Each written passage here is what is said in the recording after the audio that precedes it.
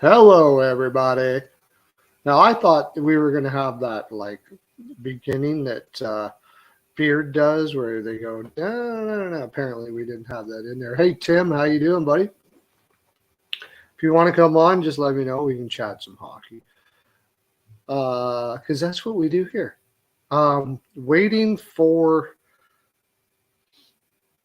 We are. Oh, here he comes. Rico is in the house at the stage. There you go. If you want me to send you a link, Tim, I'll send you a link.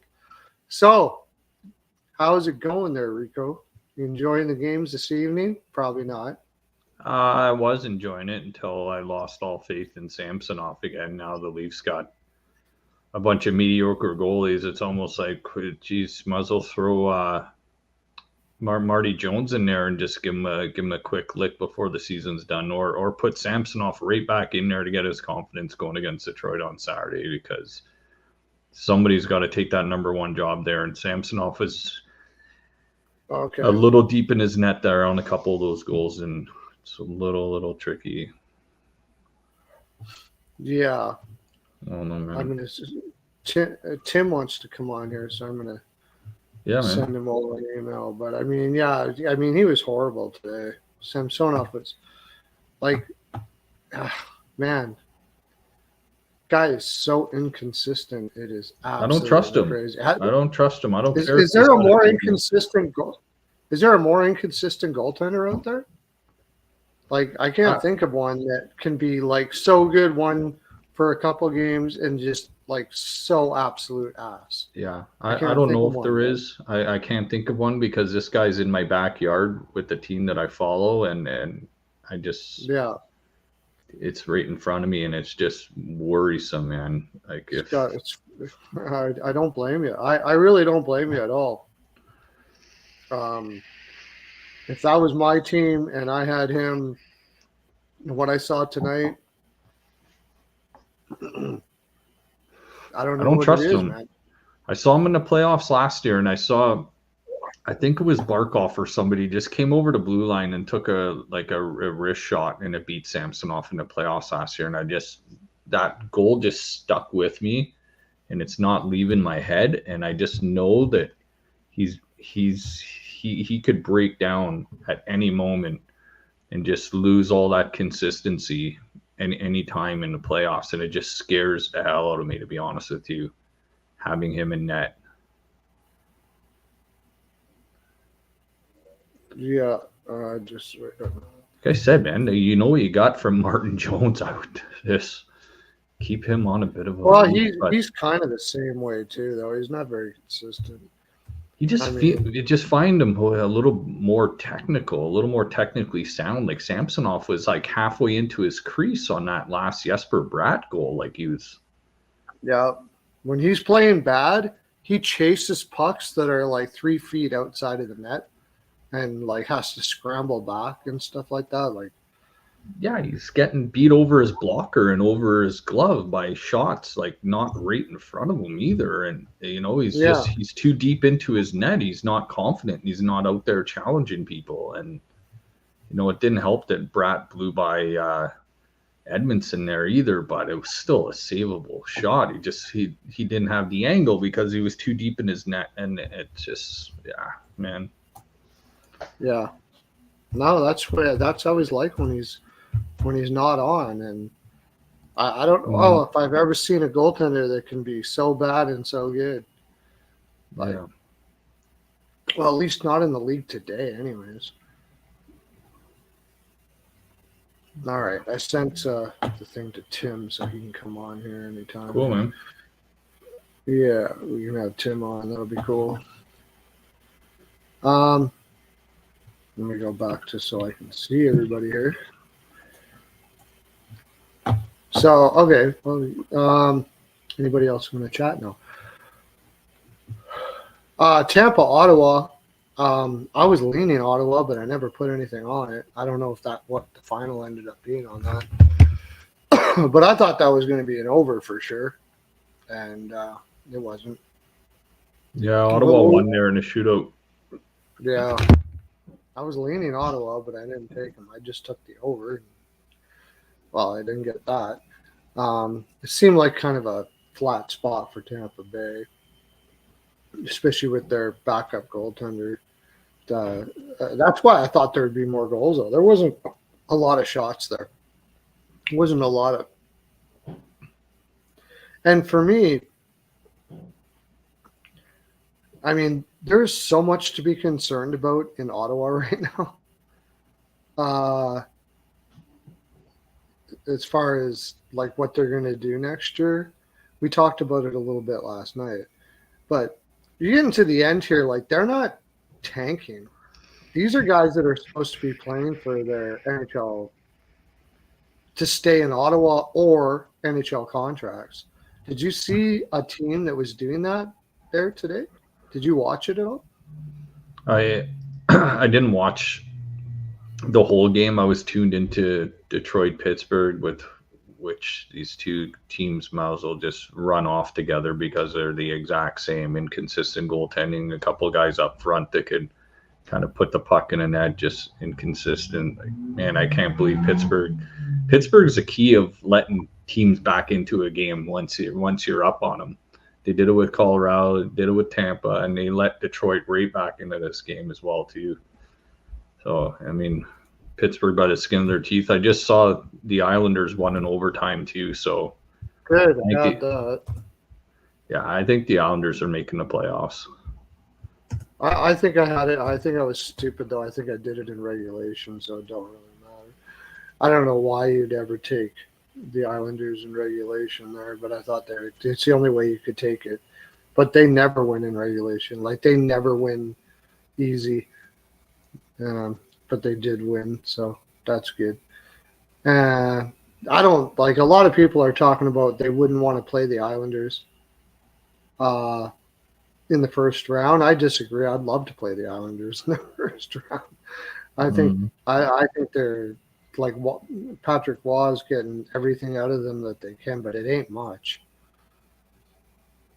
Like, yeah, they're barely beating teams. I don't see how, like, especially if they play Carolina. I think Carolina will just run them out of the building, don't you?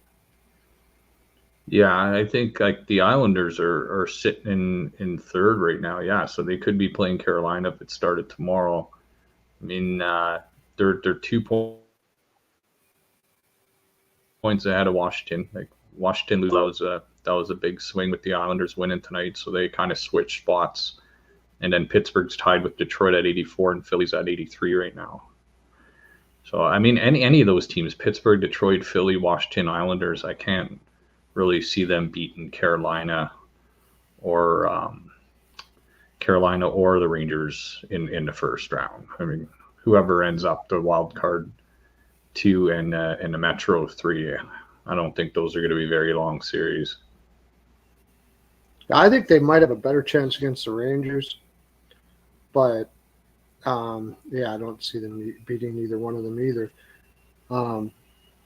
It's just sort of one. They're right now they're a one round and out team or bubble or something like that. They got to do something about that in the off season, and I have no idea what that would be that you're going to do.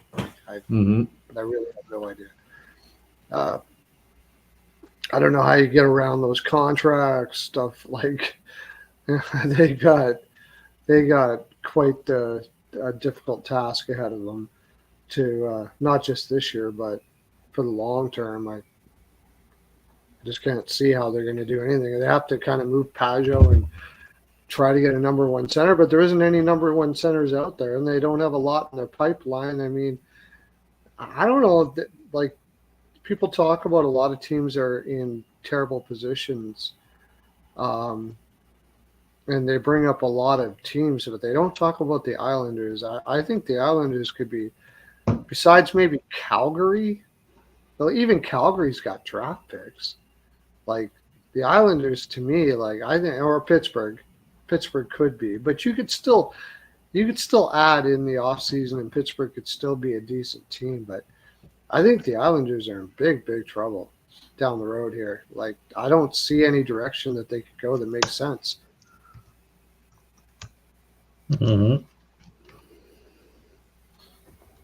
Yeah, no, they're kind of stuck in that mushy middle there where you don't know if they're going up or they're going down. And they signed Horvat. They got Engvall on that long-term deal as well, but some of their core players are getting a little bit up there, and You got like Palmieri. I mean, their best players are getting no sign of the link. Maybe I sent it to the wrong freaking email address. What the hell? You try that again, buddy. Copy.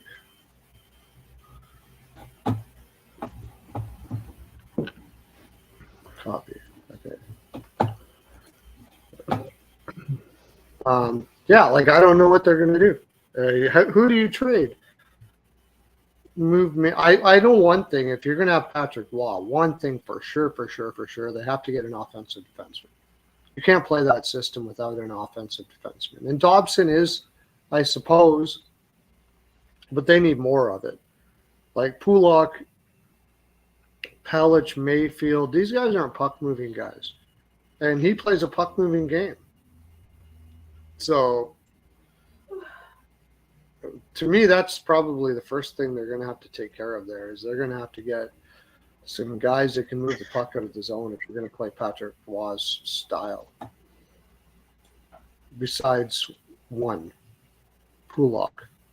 And he's more of a big shooter type guy, too. He's not really that, carry the puck up the zone type guy. So that's probably the biggest thing that they would be looking at. Yeah, so it looks like tonight Sidney Crosby got his 1,000th assist of his career. And then he also tied Phil Esposito for 10th on the NHL scoring list with 1,590 points tonight. So it's a milestone night for Crosby with the couple helpers. Yeah. And then do you hear that Vegas signed Noah Hannafin, 8 years? Yeah. Well, I heard it, but I didn't take a look at. I kind of forgot about it. I was busy. What was the number on that? Yeah, so 8-year contract, and it's going to be approximately 7.35 cap hit. Seems fair. Yeah, I mean, definitely a good deal all around. I think it's kind of cool that they locked him up before the playoffs started too. So I mean, at least he can relax, focus on his game. They don't screw around there. They don't screw around there in Vegas. Like, yeah. No. Yeah, you want to be here? Yeah, okay. So this is our offer. You don't have to worry about it into the playoffs or into free agency. We can just turn the phones off right now. And if you're happy with this, we can just sign it right now. Boom. Yep, pretty much. No distractions. And there's a lot of ramifications to that. I believe this is Martinez's last year. I don't think they'll be re-signing him. He's like 30-some years old, so that'll be one guy. They're going to have to make some room there. I think there's another guy. I can't remember who else on the back end is a UFA. I don't know if it's Nick Hague. I thought it was Brendan McNabb. I think he may not be back.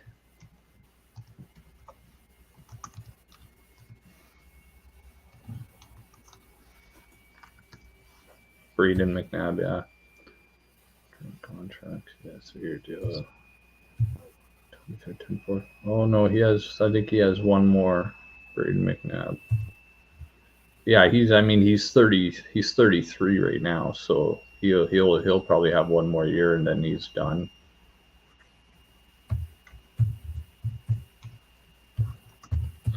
Yeah, he's getting up there. I don't know. They really love him there, though, so maybe he sticks around. But it would be for less than what he's getting now. That's for sure. Their tax situation in Vegas is pretty good, I would imagine, right? Oh, I think it's a no tax state. Nick Hague, I meant, not Ben Hague. Nick Hague.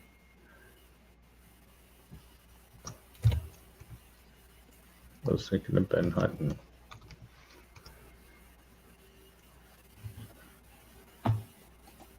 Trying to get Tim in here.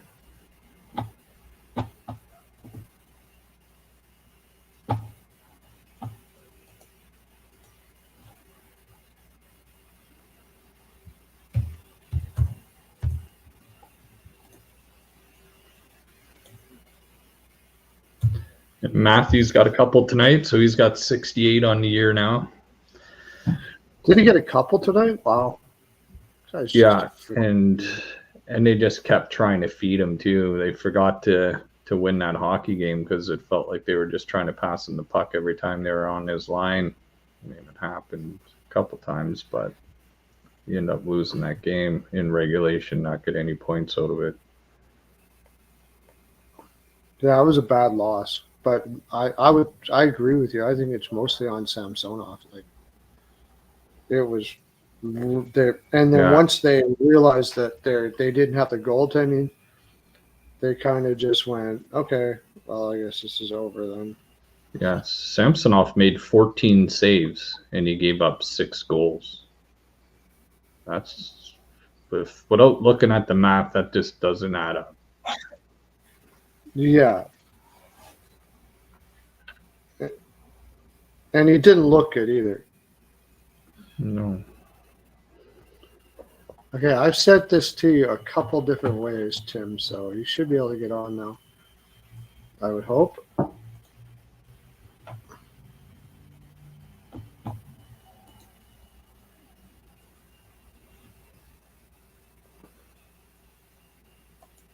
All right. So anyways, the rest of the games here. We got Tampa, Ottawa. I mean, that kind of makes sense that happened that way. You know what? I was on New York, but when I realized, when I saw, and now I get what Tortorella was saying, because the losses that they took, and here it is. The losses that they took, they had Ronnie Attard and Adam Ginning in the lineup. You know? Mm-hmm. And then all of a sudden tonight, Zamula's back. And I believe Eric Johnson, which, I mean, he's not that great either, but he is a veteran of the league. So I think if I would have noticed that earlier, I probably would have went with Philly in this game. But now I get it when you hear about him saying we're trying to figure out who's supposed to be here and all that kind of stuff like that. I think that was pointing towards those two guys. Like, here's your chance. And I don't know if you watched Adam Ginning at all, probably not, but I watched some of those Flyers games, and he looked absolutely horrible. Like, he didn't look like he was ready to play right from the get-go. And I think that's where it was mostly directed to, although he said that in that 1 second period that nobody played well except for the goaltender. I can't remember who that was against, but they all played terrible. But I think that's where these are the players that's sort of directed to. These young guys getting the chance, and basically they just shit the bed. Mm-hmm. So, and they gave a little time for Zamula to get some rest. I think Nick Seeler was injured there for a while too. But and I also had the over in that game, and I don't even know how that didn't go over, to tell you the honest truth. Some of this year, things have been kind of voodoo in a lot of ways. Like, all of a sudden, Ersson plays a great game. Like, couldn't play worth a damn for how long, and now he has a really good game. Quick, I could see a little bit. He's probably a little overrated. So he came out hard, like an old goaltender. Like, he's playing with tons of heart. I don't mean to shit on him or anything like that, but he's not a guy that's going to be able to hold the fort for very long. So I just thought that would be an over, and didn't work out. What did you have today? Anything did you hit on? Have you been hitting so far? Yeah, I hit on some props. I mean, I love the Bertuzzi and Domi assist props because they're playing with Matthews and they've been feeding them all game. So Domi got 2 assists on Matthews' goal and Bertuzzi got the other one. Then Crosby over 1.5 to break it points. Like Drew O'Connor, I did have the Leafs team total over 3.5. Both teams to score in the Rangers game, the Lightning game. So I did not too bad. I had Matthews over 5.5 shots, and he was stuck at 4 for so long. And then he got that penalty, then he got scored on, and I was like, oh man, I need this game to go to overtime. And Bratt scored. It's like shit. So I didn't hit the goal prop there, but I didn't take a lot of sides. I took the Jets as a side. I didn't take a side in the Buffalo Washington game. I didn't take a side in the Philly Rangers game. Detroit Pittsburgh. I just had this funny feeling. I took Ottawa. I had Washington. Yeah, I was gonna take Pittsburgh, but I just hate betting against Detroit because I didn't want to see them lose to Pittsburgh there. But yeah. Yeah, I'll take the veteran team most of the time in those spots. You know, they got a lot of green guys, and their defense isn't very good. Winnipeg gets an empty netter. I had the under in this game, so that's good. I didn't take a side either. I just took the under, so I got that. It's been kind of a back and forth day again.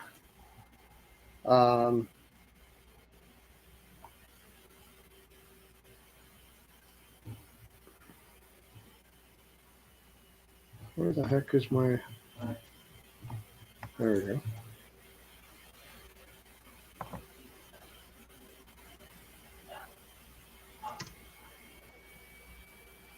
Sharks Kraken is on the way now. They're going now. Kraken is out shooting them 10-3. I got the Kraken puck line there. I think they'll ruin that game there. They got to play for their fans. Like, that's a semi-small market. Well, it is right now because it's just a new market. So, like, these veteran players, they know they got to earn their keep the fans in the building, even though they're not going to make the playoffs. So I thought they would come correct here tonight. And looks like so far, anyways, it's heading in that direction. The Sabres beat the Capitals. Did they play Lindgren back-to-back there? Or was that like, did he play 2 days ago and then play today? Sorry, say that again, buddy? The Capitals didn't play last night, did they? No. They had 2 days off. No, they beat Detroit a couple nights ago. Yeah, he stopped like 42 shots, Lindgren, and they put him in today. And honestly, I didn't watch enough of this game to see if he had a chance on those goals or what happened. But, I mean, the Sabres only had 17 shots. Wow. Who had the Winnipeg Jets shutting out the Dallas Stars on their bingo card tonight? Yeah. Hollbuck's coming correct here. I mean, this was a statement game for them, right? Dallas is kind of in there, so all they had to do was outwork them, and they were probably going to win this game. Yeah. No, I mean, I love the Jets tonight. And the Jets want to start at home against Colorado in that series. They want to go to Colorado for the first two. I've sent the link to him several times. I don't know why he's not getting it. Okay. Did you send the link too? Yeah, I just right clicked on it and copied it, then pasted it in his Twitter messages. So you can go to Twitter. You can go. I don't know why you can't get on. But anyways. Oh no, sorry, Andrew. Beard's in. He's watching the Frozen Four there. And did you notice on Twitter who he was having a beer with? No, who was that? The general manager of the Montreal Canadiens. Oh, yeah. Yeah, I didn't know he was having a beer with him, but I saw him take a picture with him. Yeah, maybe he just ran into him. Yeah, maybe he just ran into him. But the way it sounded is that. What did he say? Lovely chat. Okay, so he had a chat with him. So they sat down at a chat or whatever with Kent Hughes from the Montreal Canadiens, who was probably hanging out there scouting and all that kind of stuff like that, right? For sure. And that was a big win for Denver, man. Macklin Celebrini's out of the tournament and BU's gone. So it's going to be Denver against Boston College is up 2-0 on Michigan now. About 6:45 left in the second.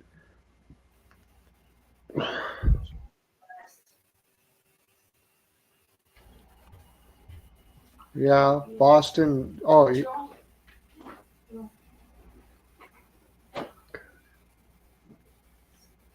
that's kind of a surprise for sure. But that seems to be happening like in college. It's really kind of a crapshoot. Like last year with not York, but what's his name from Buffalo? It was Detroit. It was Michigan, right? Like they were loaded. Was it last year or the year before? They had unbelievable talent on that team, and they didn't win. Like, and who are that must have been, no, it had to be the year before. Because this is his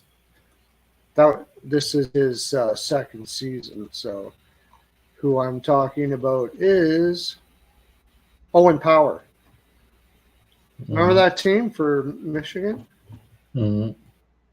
That team was absolutely stacked, and they didn't get her done.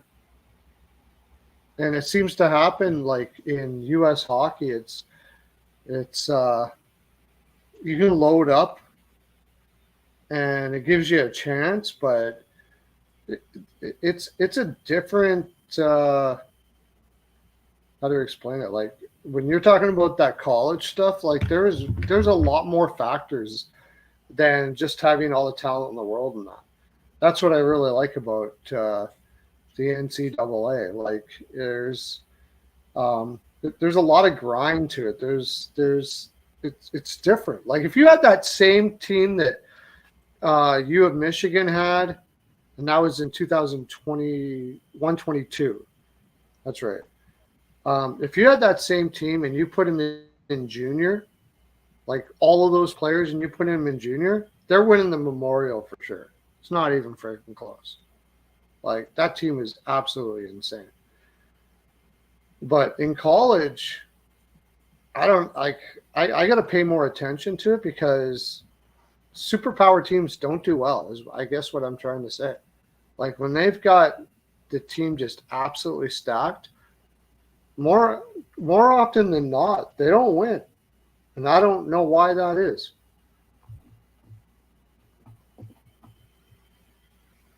Egos, maybe? I don't know.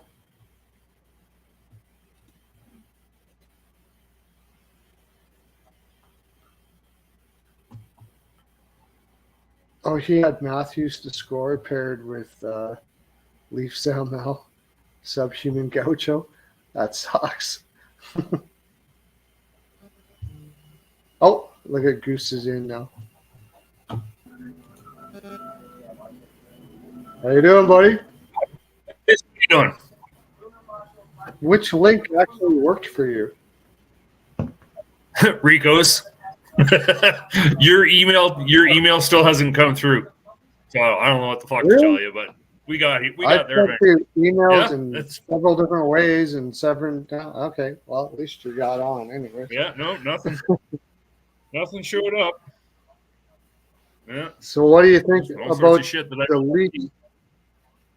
What do you got to say about the Leafs tonight? Well, I didn't get to watch a lot of it because fucking Sportsnet, they weren't broadcasting even though they were supposed to be. I had it on radio. It didn't sound like they were in the game to start with. It sounded like it was, it's just going to be one of those, okay, if we could score more, we're going to win. It sounded like it was going to be one of those nights. I missed the second because I was having dinner with the wife. And then when I came back down for the third and started listening to the radio again, it was like, well, here we go again. It's one of those nights.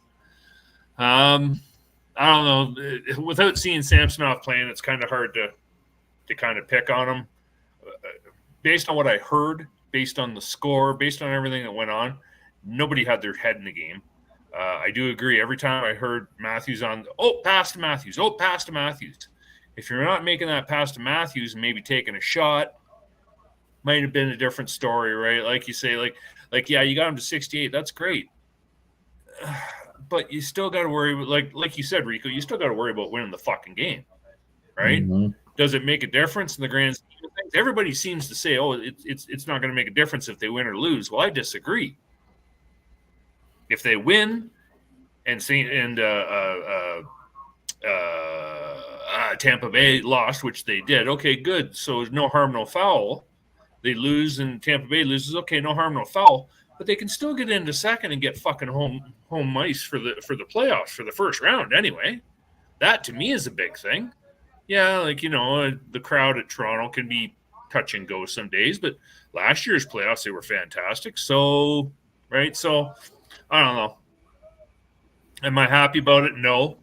Last 5 games of the season, I actually expect them to be gearing up for playoff hockey, which that's always been an issue with Keefe as far as I'm concerned.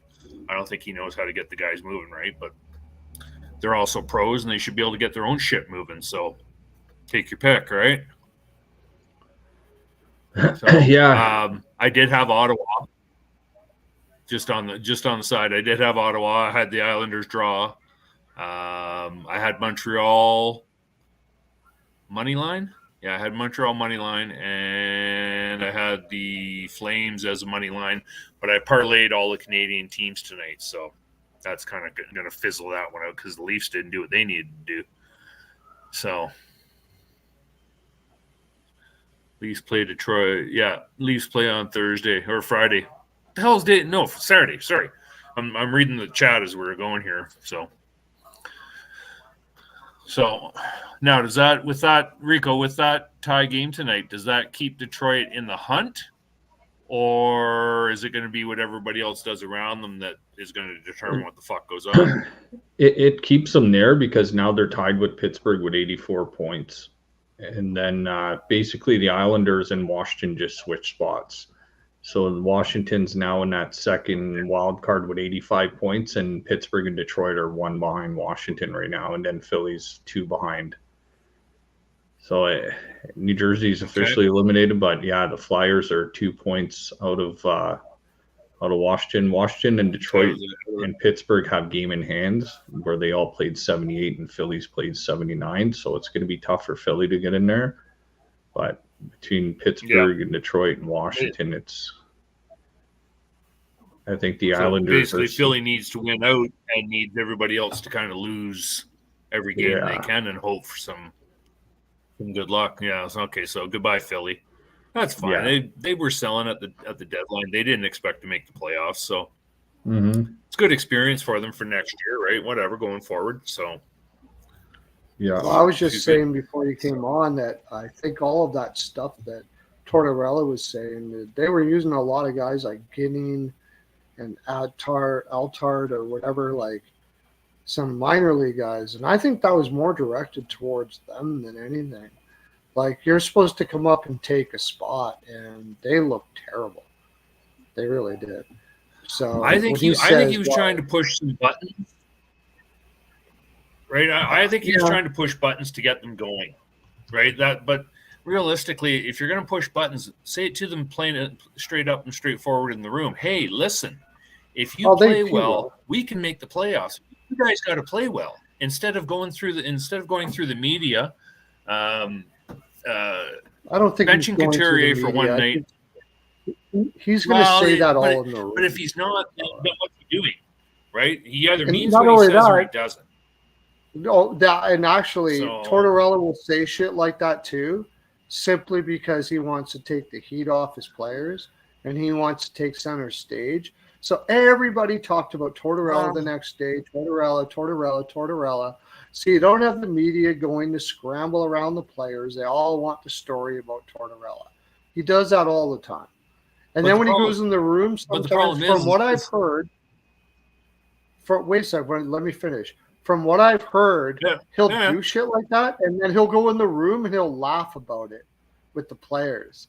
He'll laugh about it. He loves to play with the media. That's why he doesn't get the Jack Adams. Okay, well, that's fine, but you have to remember that you're dealing with personalities, right? Like you can't. Hey, you bench Couturier for one night. Okay, that was probably a good move. Wakes everybody up. Why'd you bench him the second night then? What was your thought process there, right? Then they go out and they played actually a decent game. And he sits there and he says, "Wow, we didn't really show up. Nobody really played." And you got guys throwing themselves in front of shots and blocking shots and shit. How do you play for a guy like that? Like, I've had a lot of different coaches in my lifetime, and I've heard a lot of different guys. At some point, he's either playing with them or he's playing with the media. But from where I sit, he was playing with the players, not the media. So if you're the players, now what do you do? Right? Do you want to go out and play for this guy? I do. I think he was playing with the media. I think he went into the room. I think he went into the room after that and laughed with all the players. I seriously think he went into the room and laughed with all the players about that. Because he's known to But again, like big deal if you walk in the room and laugh with the players. Does that mean that you're being honest to the players?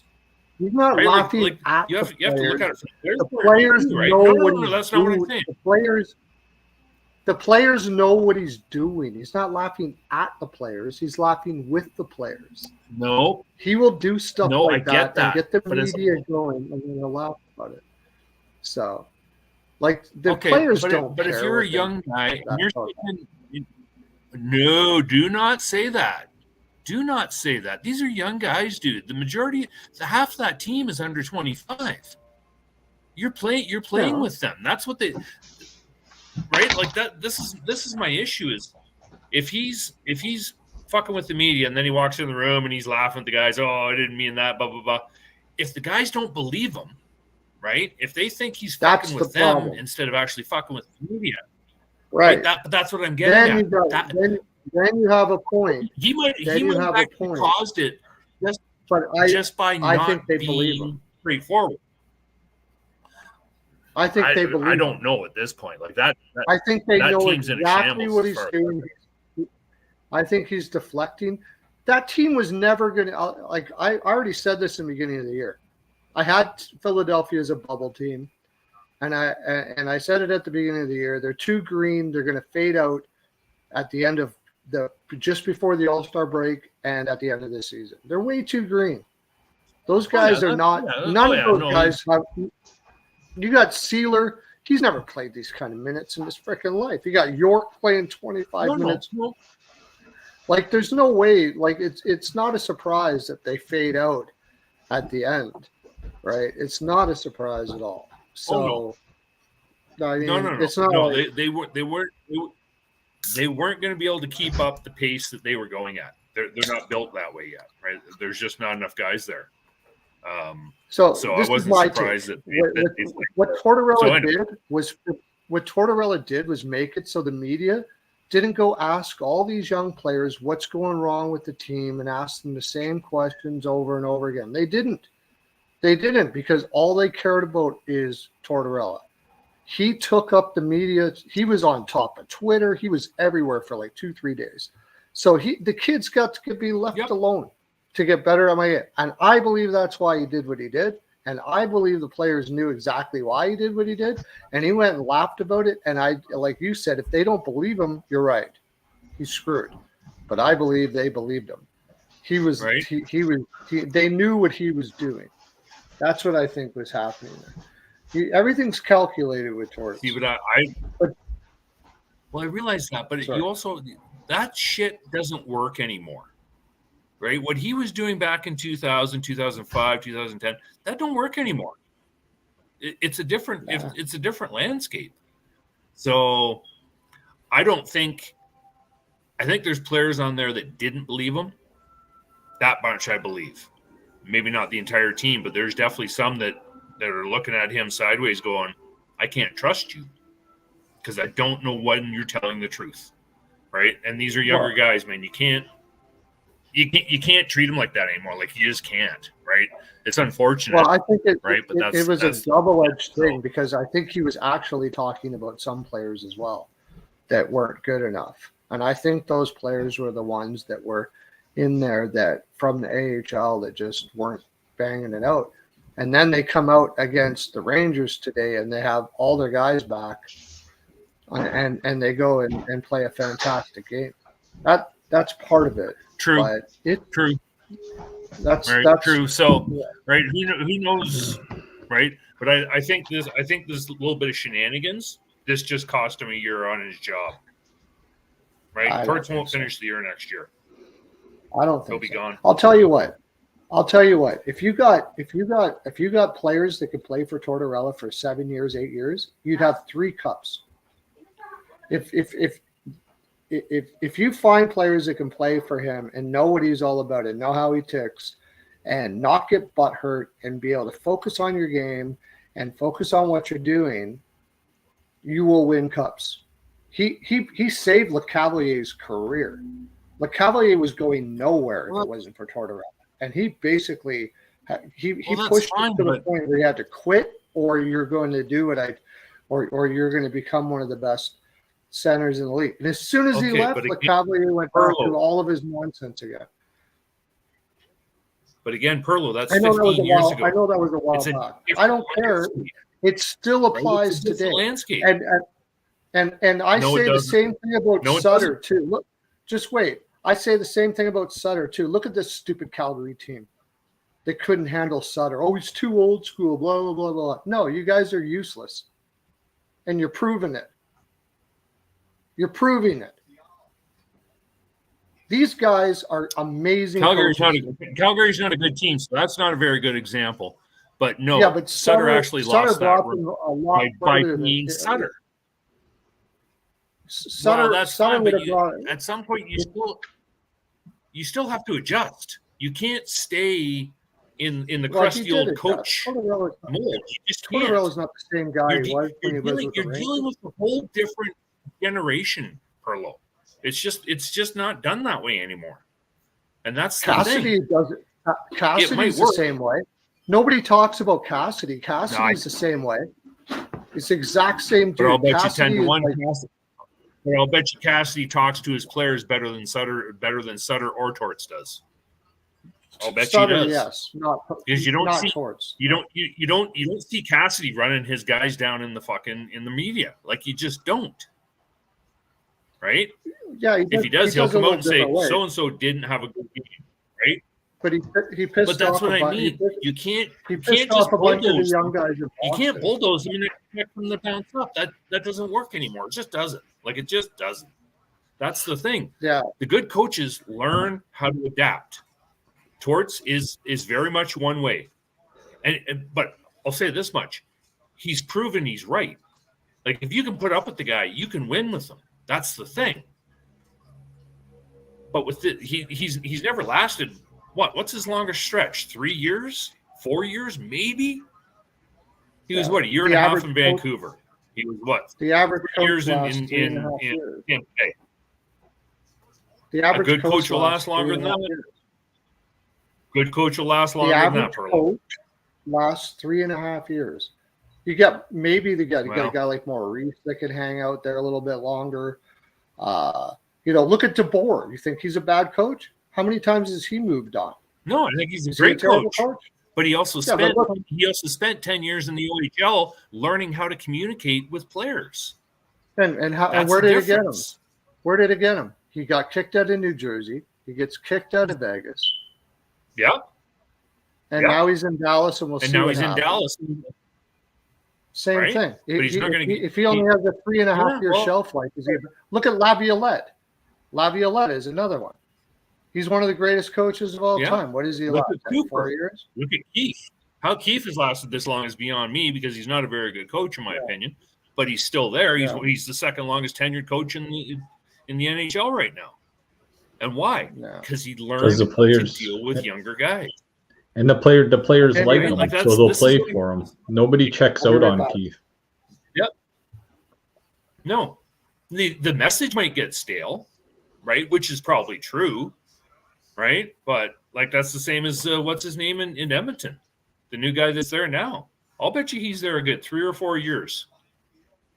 He's a decent Not coach, much. at least he seems to be. Yeah, Mm-hmm. right. Same as Huska I mean, in I Calgary. don't know if Seems like a decent coach, right? These days, though, seems like and is are two different things, and doesn't necessarily mean you're going to last, right? You know what I mean? But But my I think point I is think it will that complete Torts in is the so old Edmonton school situation. that he Bob just doesn't want to adapt. He doesn't want to adapt. He wants everybody else around him to adapt, but at some point he has to make a change himself, or else his message you're there's just going to very check him few out. players that have You're not, There's very few players that have played with Tortorella that agree with what you just said. Very few. Very few. He yeah, pushes and a lot guys. of them will also tell you that they've absolutely aged those guys 3/4 of a the time. couple. Dubinsky. Right? And that's a true statement too. But two things can be true at once, Pearlo. Dubinsky. Right? Dubinsky. That's the thing. Look at the guys that didn't like him. Look at the guys that quit on him. Where are they right now? Johansson. Where's he? Look at the guys that quit on Tortorella. Where are they right now? Nowhere. They're nowhere. But If you can't play that's for got nothing to do with If you can't Tortorella. play for Tortorella, you're going nowhere. I'm sorry. If you can't play for Tortorella, I if you're disagree. Hayes, you're going nowhere.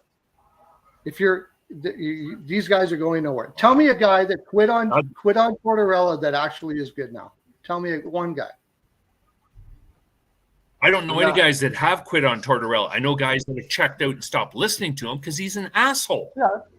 So quit on. That's a And true where are they? statement, right? But Where that's are the they? thing, right? Like they're still playing, So, they didn't right? win anything. Show me what Torts has done since 2004. He won a cup. What's he done since then? Nothing. Why is that? Because he is too set in his ways. He took the Columbus Blue Jackets to the does that playoffs. make They us had both no right? business Yeah. being there. They had no business being there. And he beat Tampa Bay and Columbus with a bunch of scrubs. Of scrub, except for Panarin. And then the second round, they got their lunchbox taken away from them. And they got look shit what he kicked. did in Philadelphia. What does that here. say? They had no business being Right? Like, where they are. again, like it's, I'm sorry. I totally disagree with you. Dude, guys, totally disagree. there's that's fine. Then we're going to agree to disagree because there's two it sides. is what it is. There's two sides to that story because there's one coach and there's how six many sides. players.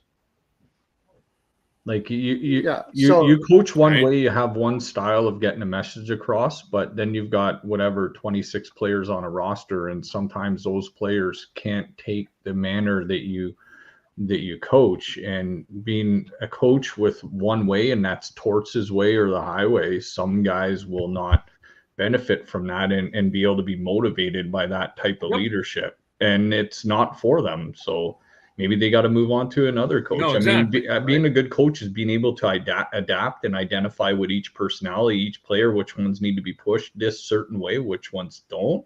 So, I mean, there's that fine line. The coach is one person and he's trying to, get a hold of a whole team's grasp. And I mean, good on Torts for what he did with Philly this year. He got everybody pulling on the rope together, and now they just seem to be burnt the hell out because they're too young. Yeah. No, that's it. But this is what I'm saying. So if he comes in next year and runs the same way, he's probably not going to last past the end of next year because he's going to have the same thing that happened in Calgary. Too many players are going to go, well, why the fuck am I bothering with you? Like, fuck you, right? Again, it comes down to the simple equation. I find out who those players are. If I'm a general manager, I find out who those players are, and the players are gone. I'm sorry. If you get that doesn't work either, Pearlo. Just wait. If you get a team of people that can play for Tortorella, you're winning cups.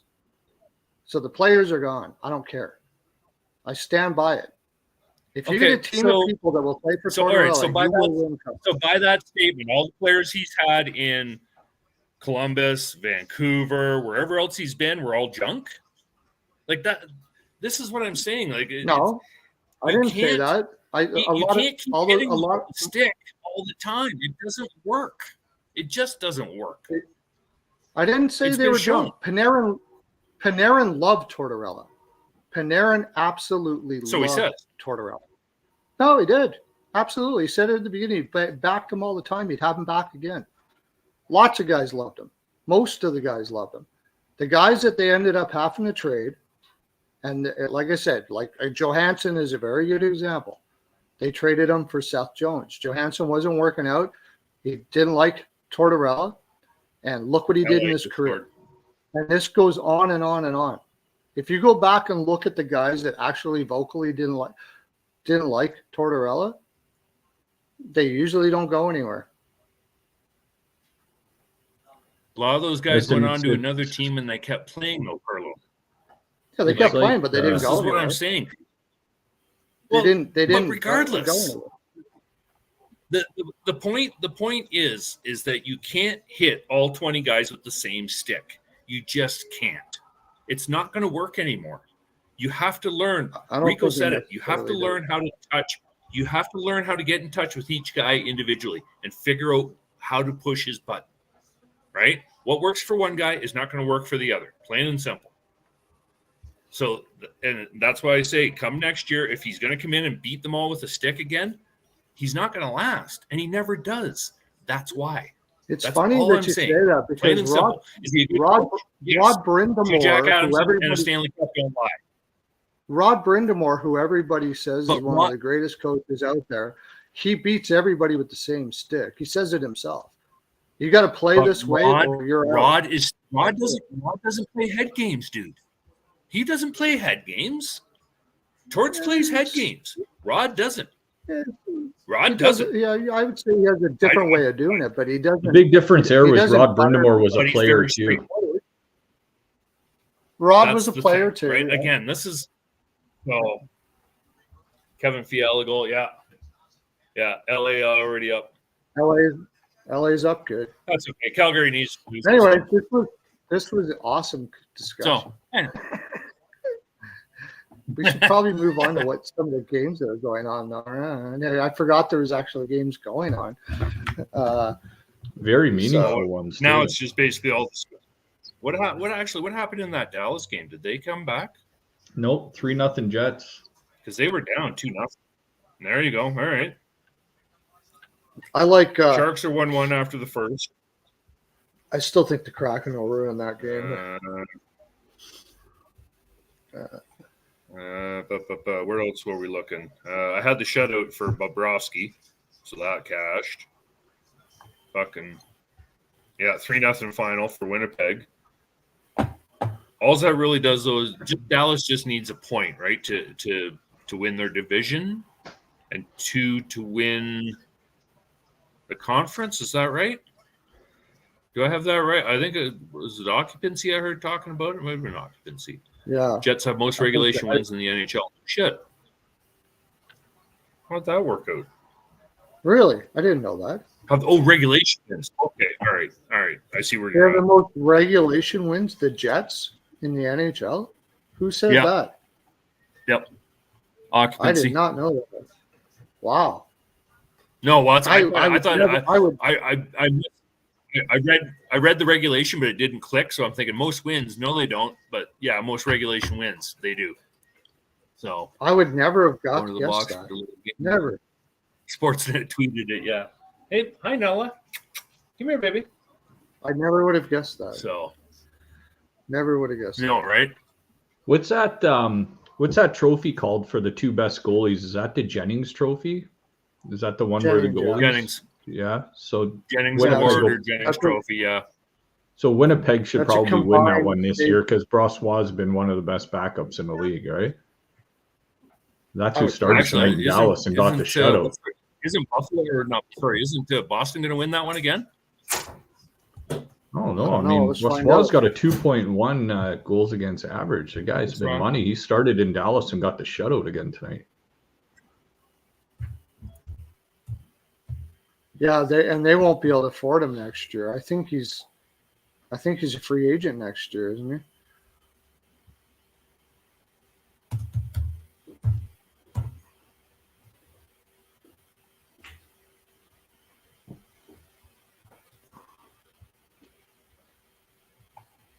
Yeah, I know Swayman and Allmark came to mind too, but Swayman's got a 2.56 and Allmark's got a 2.55.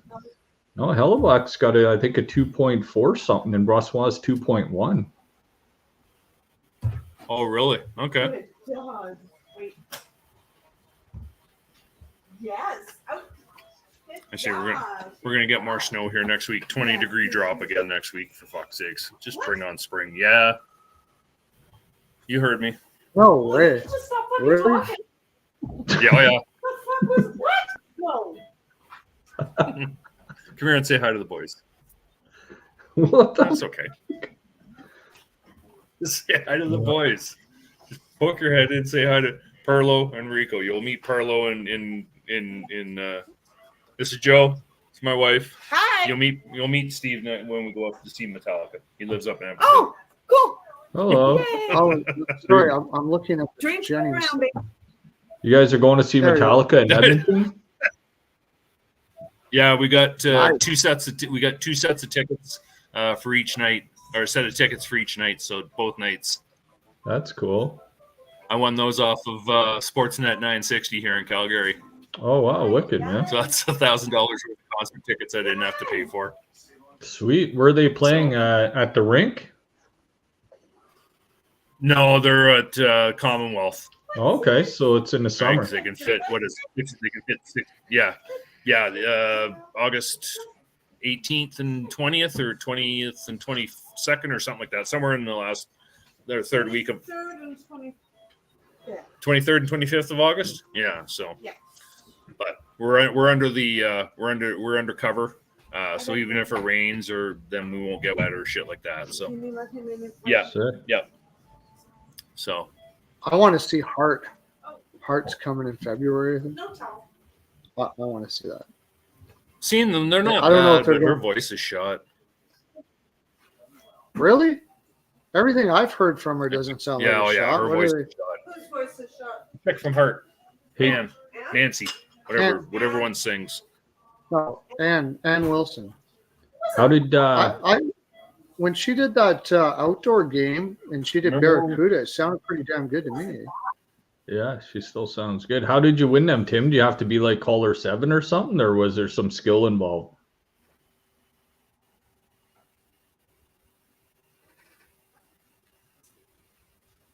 I was muted. Wasn't that? All right. Yeah, sorry about that. So what did the radio station do? You be caller 7 now type thing, or how did you win them? No, it was what the hell was it? Tell us why you deserve to have the tickets. So Oh. I used the wife's service dog. I said he'd never been to a rock concert before. Nice. So I said, Lied about. oh, which I totally lied about. Yeah, he's been to see Alice Cooper before. But I said, oh yeah. I said, he's got, earmuffs the whole bit, yada yada yada. I said, we'll even take a picture. Thanks 960 for the tickets, yada yada yada. So they gave me the sets of tickets. Wicked. That's awesome, man. Yeah, this will be my 10th and 11th occupancy. I haven't seen him in about 20 years though, so this will be a little different. But Yeah, being So- outside, James so yeah, Hetfield so will be we'll able to puff a few more cigars too, because I know he likes his cigars. He always has one on the side of the stage lit between songs. yeah, I saw them for yeah. is it Ride the Lightning? I saw them for the Cult open for them. And the sad thing is they booed the Cult off the stage. The Cult.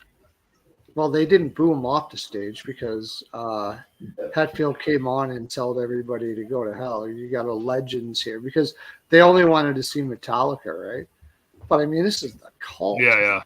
And they were booing them, but it was a good show. It was a really good show. I can't remember if it was Ride the Lightning. Can't remember which one it was, but they were great. Dumoulin got the goal for Seattle, and Fiala for LA. We're halfway through the first here. LA's only up 1. Their equipment is so damn good. Yeah. We saw them. I've seen them 3 times on Justice for All tour, 3 times on the Black album, once on the Load, once on Reload. Shit, what else? One after St. Anger, I think, somewhere in there. So Sweet. Hey, but boys. like I say, it's been a 20. Well, what do you got? No, sorry. You're going to say it's been, What what, you got? 20 years since you've seen Oh. him? Yeah, because it's been 50. I've been in Calgary 15, and it was probably 5 before that for sure. So Wow. it's been 20 years since I've seen them live. Yeah. Sick. No, sorry. I mentioned the standings earlier, and I've got the updated standing now. The Islanders are third in the Metro at 89 points, and Pittsburgh has 86 points. Washington and Detroit both have 85 with Philly. So Washington, Detroit, and Philly have 85. Pittsburgh 86, all out of the playoffs.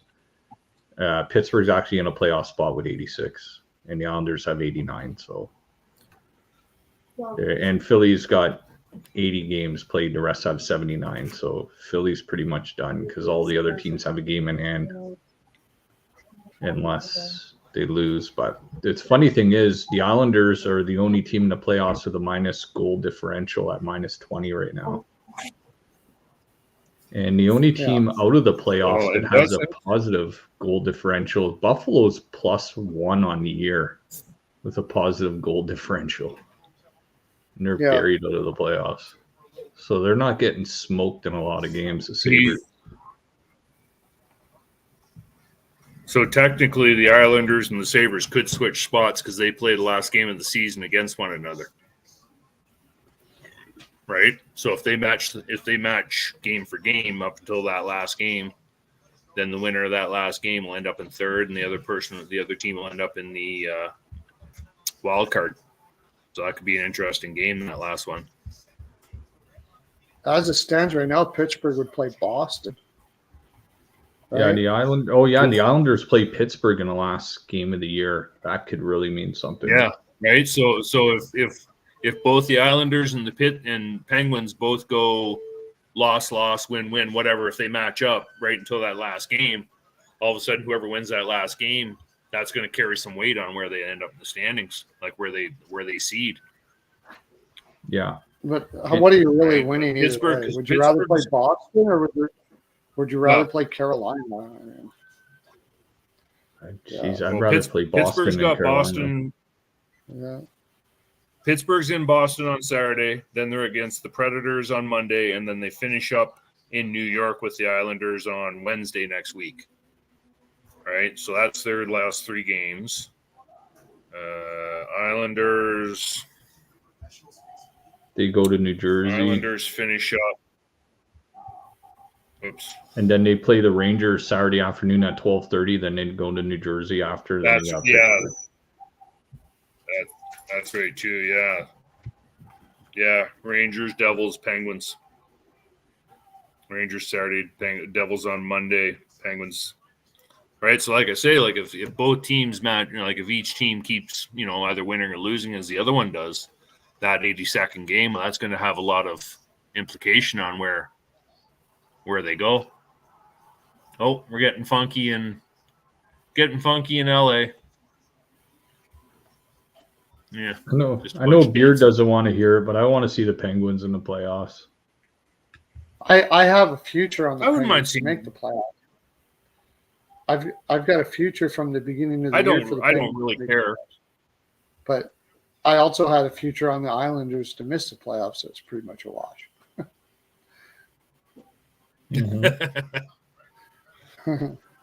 But you also had the Lightning miss the playoffs too.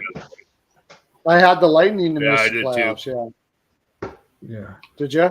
And I thought that was looking really good when Vasilevsky went down with the surgery, because I grabbed that before the season even started, right? Before any of that shit hit the fan.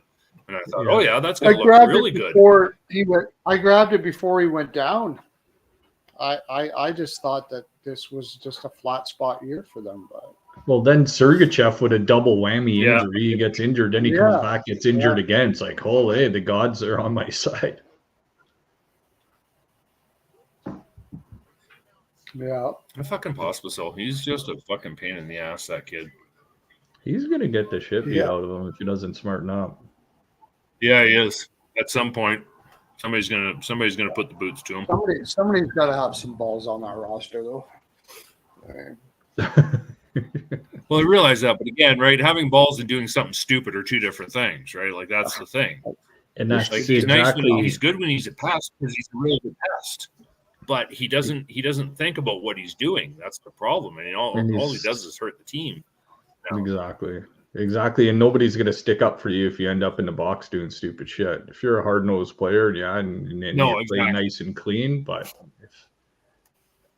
right. Yeah, he'll figure it out. He's still young. Oh, yeah. But at least he's got desire or something going. Like to watch that Calgary team, man. Freaking watching Huberto skate on the ice. Right now, next couple years in Calgary are going to be painful. Yeah, next couple watching years in Huberto Calgary skate are around going the to be ice at $10.5 million. Boys, if the could you get St. Louis a little bit? if St. Louis wins tomorrow and the Vegas Knights lose, there'll be 1 point separated between these two teams. Oh yeah, yeah. Vegas could miss here if they're not careful. They got a game in hand on the Blues. That's the thing, like, because they've got they're in mini tomorrow night. No, sorry, Minnesota's in town tomorrow night. Yeah, and Carolina's in St. Louis, so it should be season over tomorrow night for the Blues. You would think so. Yeah. Yeah, because I'm looking at Vegas' schedule. They've got the Wild tomorrow night. They go into Colorado Sunday, and then they finish at home with Blackhawks and the Ducks.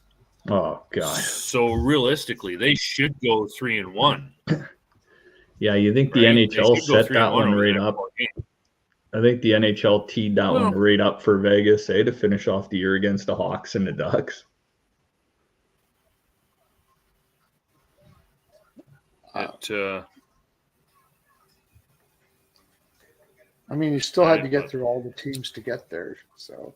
For sure, but I mean, there's instances, there's times, there's back-to-backs, there's spots, and at the end of the year, you play a little harder. They still got to beat the Wild tomorrow night. Like the Wild could come out and play a really good game, right? So it's like last year. Seattle had the last game of that Western road trip 6 times. 6 times they were playing a team on the last game of a Western road trip last year. And they didn't have that advantage this year. And they won, I think they went 5-1 in those games. So is the league buttering them up because they're expansion team and stuff like that? I don't know. Yeah. The schedule's the schedule, right? It is what it is, so. Yeah, but I think Rico makes it. How do we feel about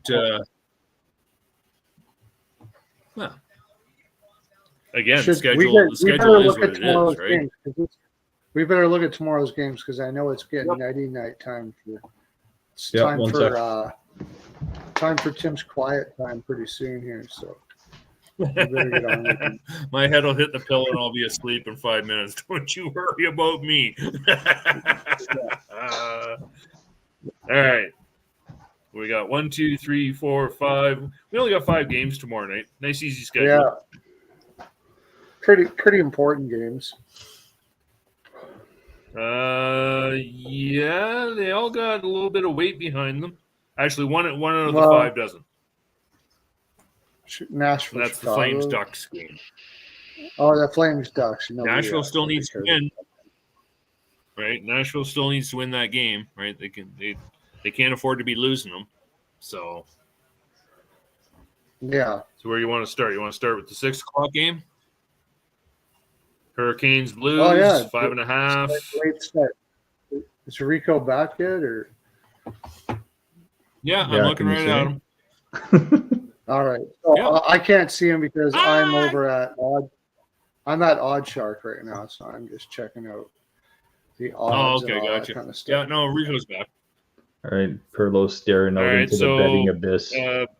Anderson and Bennington are expected. 5.5. Yeah. Hurricanes at the Blues. And Hurricanes minus 195 favored.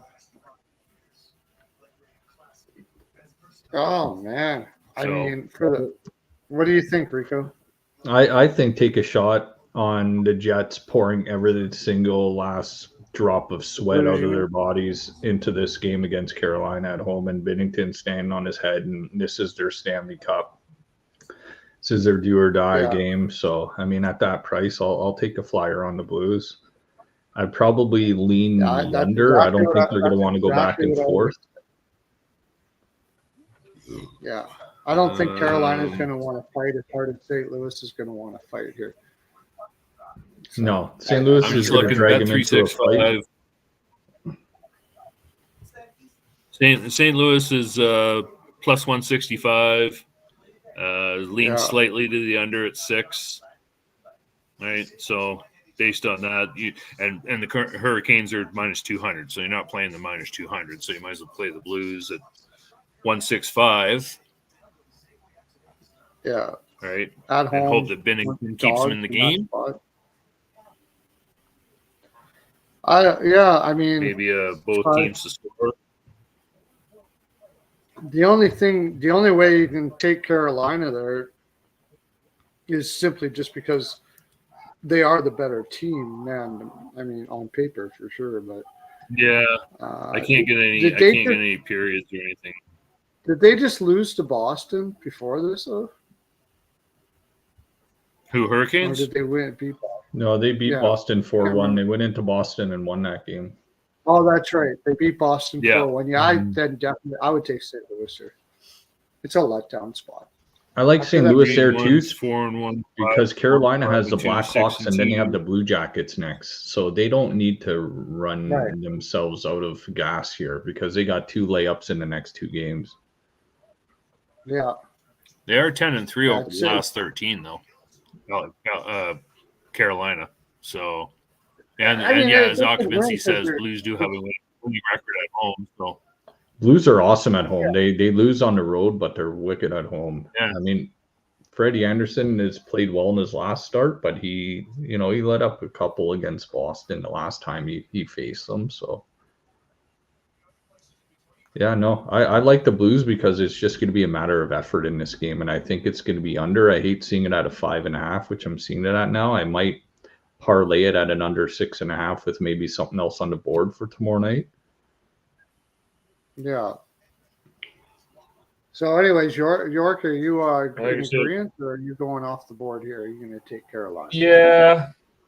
See, and I'm looking at bet 365. I've actually got a 6 at bet 365. So, I'd probably play the under the 6, and I definitely take the Blues. Right? I can't lay the minus 200 against Carolina.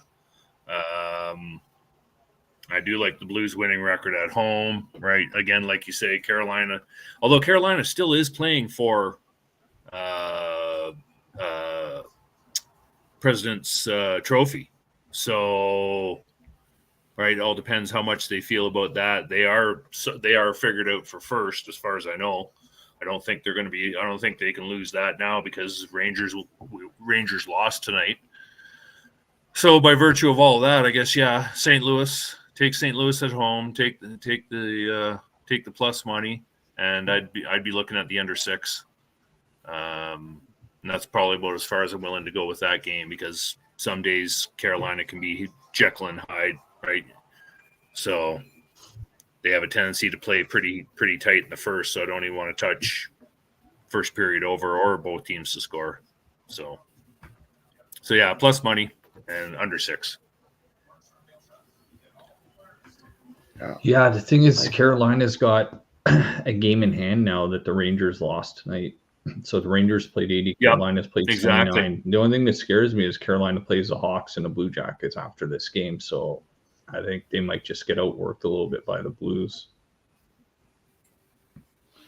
Well, that's what I'm thinking. My thought process is they don't have to come out and play hard because they can put it on for the next 2 games after this one, right? With two teams that are just out for exercise, right? If the Blues want to come out and expend the energy, okay, fine, have at her, right? If we win, fantastic. But if not, big deal. We've got Columbus and we've got Chicago. That's pretty much 4 points right there. Mm-hmm. So unless we're missing something in the standings, if I'm Carolina, I'm not gonna knock myself out against St. Louis, right? Play playoff defense. If you win, you win. If not, okay, fantastic. Move on to the next game. So I stand by the St. Louis money line and under 6. Not to get off track here, but Boston's got 107 points. Florida has 106. The Leafs aren't set in stone to play the Florida Panthers here. The Leafs could No, they're not. play Boston. Yeah. Who would you rather They also have? finish at home. They also finish in Florida. They also finish in Florida. So depending on what Florida does, and depending on what Toronto does, they can pack an overnighter. Second. Or the Leafs could play that last game in Florida and they can just keep their bags packed. That Eastern Conference is not set. Like, that's the thing. It's very fluid. But as far as I know, Carolina's got first for the division sewn up, if I'm not mistaken, by virtue of the Rangers' loss tonight. I think that's right. Would you rather play Florida or Boston, Tim? If you're the Leafs. Either one. I don't care. Bring them both on. I don't give a shit. You got to beat them both. Mm-hmm. That's the way I'm looking at it, right? You got to beat them both. Yep. So I don't care where you start, right? Now, given a preference, give me Boston. Give me Boston first round. Given a preference, I'll take Boston first round. Boston's weak up the middle. That would be my preference because I know Marchand can get punched around by the guys in Toronto. Yeah, I think Toronto matches up better against Boston. I think they do. I think they can finally out physical the Bruins. Yeah, right. But that final game of the season, they can shit kick out of Florida and then go back into Florida for 7 games. Okay, well then you set a tempo. Let's go. Right. So that's why I say it doesn't really matter to me either way. As far as I'm concerned, it's first round is one, second round is the other. It doesn't matter. Like, it just doesn't to me. Bring them on. And that's what they're saying. The Leafs are going to play in Florida. They might as well just pack their bags for Florida for the last game of the season. They might end up just staying there and the playoffs start and you're out of the media scrutiny out of Toronto. You're already in Florida for the last game and you start the playoffs right where you ended it. Yeah, exactly. Right. So, like I say, to me, it doesn't matter. As a fan, I said this last year, I'll say it again this year. You're going to have to slay some dragons here and you're going to have to slay some ghosts. So bring them both on. Bring on Boston. Bring on fucking Florida. Let's go. I don't care. Either one. Right? So, because the moment you start thinking, oh, we got this. No, then you don't. Right? Well, when's the last time? When's the last time the Leafs went into a first round as an underdog? It's been a little while. Like they're not getting the attention they have. 3 years ago. 3 years ago. when they lost to Columbus. When they lost to Columbus. 4 years ago. Who was, of course, the Tortorella coach? Because last year they were favorites. The year before that, they were the favorite. The year before that was the COVID year. They were favorite last year. So it should be 4 years ago. So 2020, I think. Mm-hmm. Right. So, yeah. Or no. All right. We better get on to the next game. So. All right. Blues it is. Yeah. Anyway. Blues it is. Next. My computer runs slow when we're doing these streams. Nashville going into Chicago. They're destroyed. Predator minus 260. Blackhawks are plus 210. 6. Leaning towards the under. So Nashville loves where they are right now. They're going to destroy them because Nashville's sitting in a wild card 1 right now. That means they play the Vancouver Canucks, and if they slip into the wild card 2, they'll probably play the Dallas Stars. So I think if you're a Nashville Predator, you want to go take care of business against Chicago. And I know, like you just said, you don't want to premeditate who you want to pick your opponent and stuff through performance on the ice and stuff. No. But I think as a matchup, I think Nashville would probably want to play Vancouver over Dallas. Especially the way Vancouver's playing hockey right now. No, without Demko, they're in major league fucking trouble. I don't care what anybody tells me. They're not winning shit with even with Demko back then. No, they're not. Well, they might not win shit with him either. That's the thing, right? Yeah. So I think we're all in agreement. Is just how you want to play it. I would definitely be looking at the puck line. I'll basically take anybody I'll take anybody who's playing Vancouver in the first round. I'm fading Vancouver in the first round. Because they got to where they are with a very high shooting percentage. And that's hard to do in the playoffs. So Reds are playing good hockey. Plain and simple. Yeah. I feel like Nashville's going to go to war more than Vancouver will. Anyways, we all taking Nashville on the puck line or in regulation? I'm taking the puck line, 1.5. Yeah, you could look at them in reg. Yeah, what do you think? I can't see the odds yet. What do you think, Rico? So I think Chicago's gonna put up a little bit of a fight, so I wouldn't go Nashville like puck line first period or anything like that. I think the game's gonna get to a bit of a lower start, especially Chicago being at home. They'll come out a little bit, then Nashville will kind of take the game over as the game goes on, but Chicago doesn't want to just be at home in front of their own barn and just lay an egg in the first period all of a sudden, because Chicago's been in some games early in them. So I think full game regulation is probably your best bet, and take some of the usual suspects for the props on the Nashville Predators in that one. But it should be just a clean and tidy end to that game for Nashville for sure. In regulation's a little juicy. It's like minus 55 or something. Screw it. Do it on the puck line then. Yeah. Yeah. Okay. I can see them winning by 2, right? Yeah. I think that's probably a 6. I would imagine. It says I show it as a 6. Yeah. Not sure if Chicago can score enough to have that happen with Saros and that. So probably just stick with that. If anything, I'd lean the under. I'd see that as like a 4-1 game, so I'd lean under on that one. I don't have a lot of faith in Chicago anymore. Mm-hmm. Before we go, before we move on to the next one, I'm watching the Seattle game. The demeanor of Shane Wright on this team is something to see. Like, that guy looks like he hates the world on his fucking. Yeah, every time you pan to him, he looks like he's a different player. He's grown up. That kid's grown up. Like, I really love his attitude and demeanor on the ice right now. He looks like a pretty determined. Everything I've read says he grew a lot in the AHL this year, and he's had a good year there. So now he's auditioning for next year. So I expect him to have a little bit of a chip. So you know what happens is you're a top pick. You're scheduled to go number 1. You sat there in the draft and you fell a little bit, and all of a sudden you don't make the team, and you go to Coachella Valley, which is a good AHL team, and you got guys that are high spirited there, made it to the final last year, and you got a lot of good support down there. And you know what? Sometimes you just can't have stuff given to you, and you got to work. You got to keep working.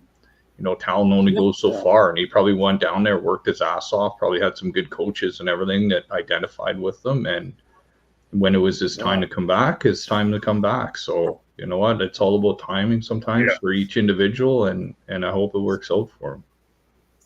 I think it's going to work out. Like, from what I see, I'm trying to think of who he reminds me of. It's like, I mean, he looks pretty grumpy on the ice. Like as far as not.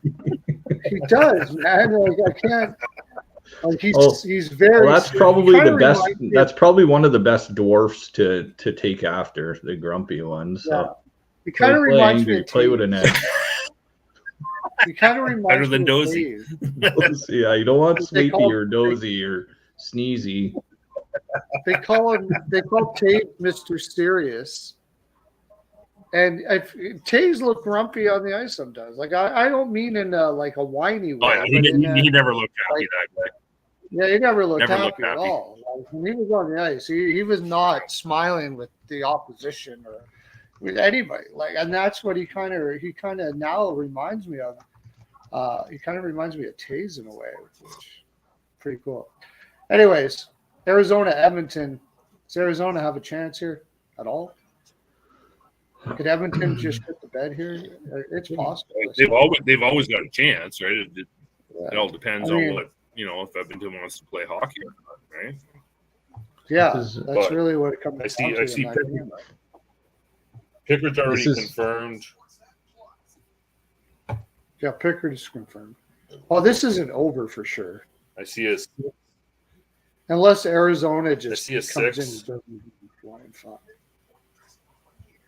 like Edmonton minus 290. You can't play 290, so now you're gonna have to figure out what you're gonna do. Probably first period over 1.5 is probably a good bet. Maybe the puck line for Edmonton first period. Yeah, Right, you might have to play this in segments instead of playing a full game kind of deal. So yeah.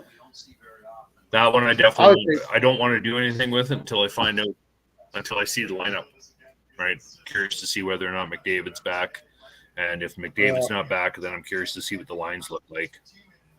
Right, 7-1 last 8 first shots before Yotes. Okay, so. But yeah, like I say, it's Edmonton for me or nothing. It's just a question of how you get there. And yeah, I like the over. Vamelka's expected but not confirmed, and Pickard's confirmed already. Not that Pickard's a bad goalie or nothing, but right, I definitely, if I'm going to look at it, I'm definitely going to look at an over in that game. Right, so Yeah, I'm not Yeah. going to touch Arizona in this spot at all. They got 13 wins on the road all year, and the thing about Edmonton is they're not taking anything for granted right now. Sure, they're 4 points behind Vancouver for the division with 2 games in hand, but they could just lay it up and stick in second there and hopefully play LA. But the problem there is Vegas is only 1 point behind the LA Kings as well too. So you don't want to take anything for granted if you're Edmonton. I think you want to just keep winning here with McDavid out of the lineup after beating Vegas. Showed that in the last game. So I think it's just it's going to be a slaughter in this game. I don't know if Edmonton will run up the score again, but you're going to take the Oilers here. They want to control their own destiny by winning. yeah, exactly. All right, so that's fine. So yeah, like I say, Edmonton just depends on how you want to get there, right? All depends what you think. So Well, if That's a Nugent Hopkins 6. on Yeah, that so we first got, line with Draisaitl and Hyman again, take more Nuge props, maybe a couple points for Nuge. You'll probably get that at a decent price. If he's on the I top think line the again with over- I Draisaitl. took him think as the over- that last game. He didn't do The shit over for me last game, 6 so I'm not is touching. pretty. Every time I generous. touch that guy, he doesn't do shit for me. I know. I did the exact same thing last game, Goose. Right? And it's like fuck. And you would think that's the game. That's the game where he should show up. But so I don't know. okay, Then so you get a Dylan Calgary Holloway at goal. Anaheim. Yeah, right. I like the Ducks. Calgary at Anaheim. It's a 6. Ducks are plus 125 at home. Right. San Jose I just don't know. scored. Calgary's Calgary.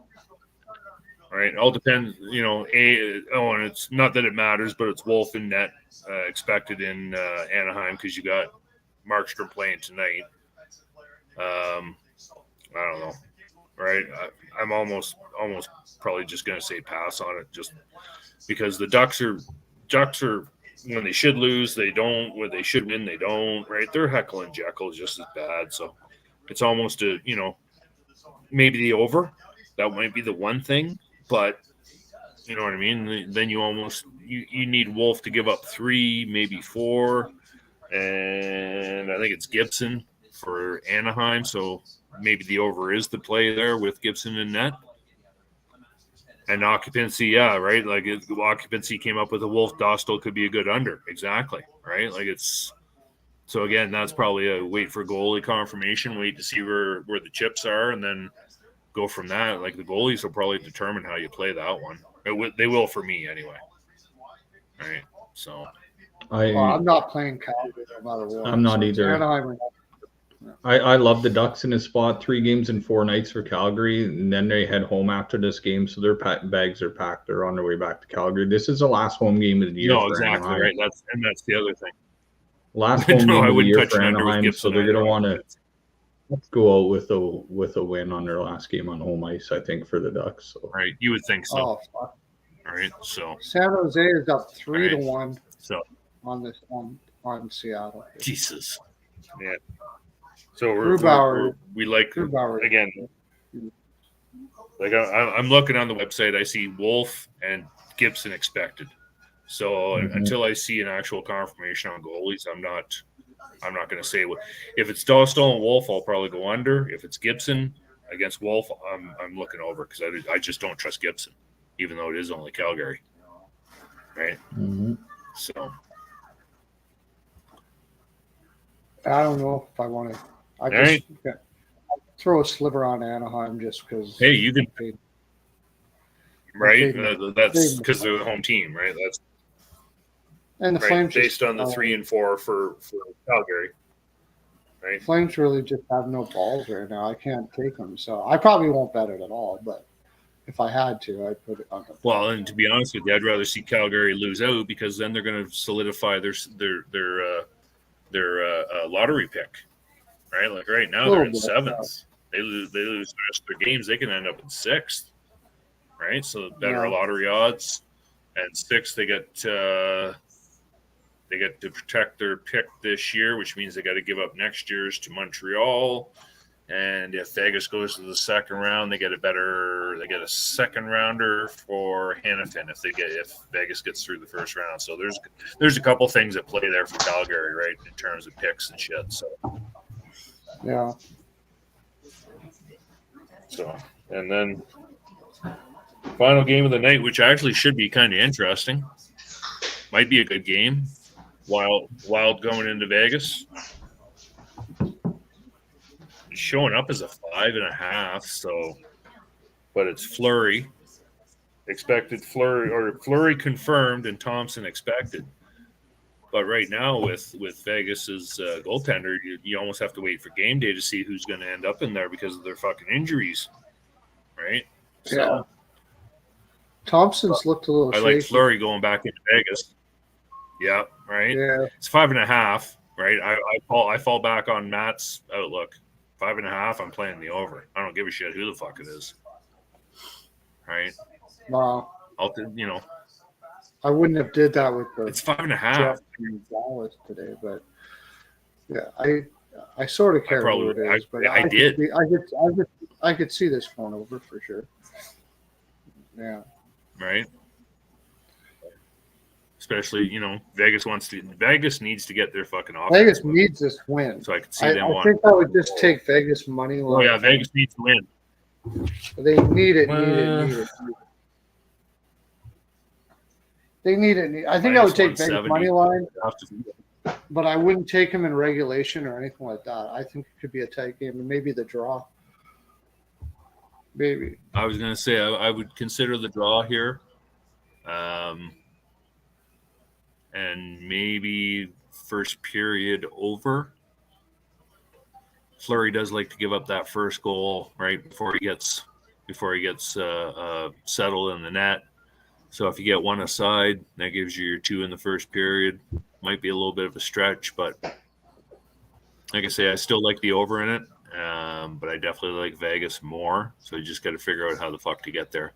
Because I'm not playing Vegas at -170. No, take some Vegas power play props. I got a Pinnacle for sure. -152. Minnesota's right at the bottom of the league in penalty kill, and they take one of the most penalties in the league. I got it on Pinnacle at definitely is a -152. I don't. Yeah, I've never been a fan of 150 or higher, so Like I say, it's Yeah. like I say, I still want to see who the goalie is before I really make a full decision. But I'm definitely leaning Vegas because they need the win for props, and this one especially. Anytime Vegas plays now, I'm playing Theodore for props. I'll be playing Hannafin for props because of the contract signing, and his power play point it hasn't dropped below 500 yet. So just for one power play point, he's usually 520 or better. Right, so that goes. Yeah, and So that Petrangelo contract out of the goes lineup. So their first power play units: Thomas Hertl, Barbashev, Marchand, Jack Eichel's playing the point, and Hannafin. So I mean, Yep. Petro is out. Right, so all you do, So right? keep an eye on Right, Zuccarello so it's too, more because ice he's time for day-to-day. Hannafin. Yeah. Okay. that And 2-0 contract LA. goes till he's 30. Till he's 36, right? Yep. Good, great So timing it's the though. exact Like, same contract he would have signed in Calgary. yeah, it's like Pearlo said, Vegas doesn't mess around, man. Like they put the contract in front of Hannafin right before the playoffs, and like what timing? Yep. It's just like lock this guy up. No distractions going into the playoffs. He's But it's like he's I one of the typed in, most though, as elite. well, like- Vegas is a He's- heavy analytic yeah, team, he's- and Hannafin is an Yeah, elite I know. It's defensive just defenseman. he's not what I would call elite. He is definitely what I would call steady. He's a 2-3 in my book. He's not a 1. That's for sure. And how He's they've a got him good running the puck power play mover. is beyond me. Maybe he's better than he is a good puck mover. Don't get me wrong on that. Like his first pass out of the zone is always good. It really is. Why they've got like they never had him running power play in Calgary, so I'm just not sure. Well, when they did, he wasn't very good at it. So I don't know. Again, Cassidy has the tendency to bring out the best in players. So, right, like the question is now, and you guys had this discussion earlier, so we don't want to have to rehash it. But you signed him. You've got Hertl. You've got to clear $16 million in cap space this summer. Well, Marchessault's a free agent Right. too. So how do they bring back Marchessault? He's a free agent at the Yeah. end of this year. You can't. You I, can't, right? I- Well, it's either that or you trade out Hertl, right? One of the two. Somebody's got to go, right? So we'll see what happens. That it'll be fun to see what they do, Martinez. right? But Martinez is going to move on. well, but Martinez is only 7, is he not? Yeah, Or is he even still that much? He might even be 6. 5. I thought Well, I it was realize, 5. but what I'm saying is between Hertl and Hannafin, you're taking on 16 essentially. So you got to find 16 somewhere, right? So Well, the cap's if going up Marchessault's how up this year, well, buy Marchessault. The cap's Yeah, going but up 5, 6. You still got to get rid of some guys, Let me right? see. You still got I'll see. you've got guys sitting on LTIR, right? They'll if they cleared LTIR today, Vegas would be in a lot of trouble because they'd be way over the cap, right? They would. So it'll be curious. I'll be curious to see what they do because they have shown the ability to go, nope, sorry, bye. Right? Thanks for your time here. Goodbye. See you later. Hannafin's defensive game has dropped this year quite a bit. Now that may change in Vegas. Yeah, but don't forget those numbers also incorporate in his time in Calgary, and he was playing way above his head in Calgary in certain situations. Yeah, but He's he was really elite in good- Calgary. He was elite in 3 years ago. But now he's elite. Elite's kind of a he's stretch, average but now. yeah. He was Right. 98%. Elite. I think he was little- very, very consistent, and he logged a lot of ice time, and he was durable. Like Oh yeah. He was good for 25. He was good for 25 a night, but you can't extremely underrated. you can't put him in goofy situations, right? Again, he's a bottom 2, a 3-4 defenseman. He's not a top 1. He's not a top 2. He's a bottom 2, 3, 4. Right. So you got to use him the right way. Okay. As long as you use him the right way, he's great. I got a question for you. But anyway, I got a question for you, Goose. Who is a better Flame during their tenure in Calgary, Noah Hannafin or TJ Brody? Oh, Geez, I got to go Brody. that's kind of a loaded question because Brody was really good because he was always playing with Giordano. Mm-hmm. So and like his play has dropped in Toronto. Let's be honest. He was really good in Calgary. When I came to Calgary, he was fun to watch because he was a decent defenseman. He really was. No. Hannafin's been good to watch as well. I would actually, they're pretty close. I know when the trade happened, a lot of Calgary fans said you got a good one in TJ Brody, like the guy will do anything for the team, and he they has done did it in for the Toronto. first He's just for the getting first two and banged a up. half Yeah, years. he's just wearing down. Yeah, he's too old. Like he's old. Yeah, he's worn out. Based on their time, based on the way they played, based on, I would have to go slightly Hannafin. But that's also recency bias, right? It's probably Brody because Brody was in his prime when he was here and he played really well, right? That's what got him him the 5 years in Toronto, right? Was his play here. Yeah. So based on that, you know what, I'm going to say Brody, but not by a stretch, right? It's not by leaps and bounds kind of deal. It's literally if you have both in their prime, they're interchangeable. They really are. So Calgary's had some good defensemen come through there. Like Giordano won a Norris in Calgary. Like when's the last time a Maple Leaf defenseman won a Norris? Biore Salming? I don't think Salming never won one. Jeez, have the Leafs ever had a Norris Boria after 1980? Boria never had a Norris. Don't forget, all through the 70s, it was Larry Robertson, fucking Robinson won like three of them, I think, during the 70s. Right? You had a couple guys in Montreal. You had a couple guys in Boston. You had You had Potvin in New York. Right? Unfortunately, Boria deserved a Norris. He really did, but he's just wrong time. Right? Wrong time, wrong place, essentially for him. So, I always loved watching him play. Though I'll tell you one thing: Mild man hated European players, but he loved Boria Salming because he loved the way Boria played the game. So at that time, Lidstrom is after. At that time, you didn't win a Norris if you didn't make the playoffs, and the Maple Leafs didn't make. No, the that's playoffs not the much. factor. Well, the Leafs made the playoffs a few years. Don't forget they took fucking. Yeah, they did, but they missed 76. Dude, you want to hear one? Unfortunately, but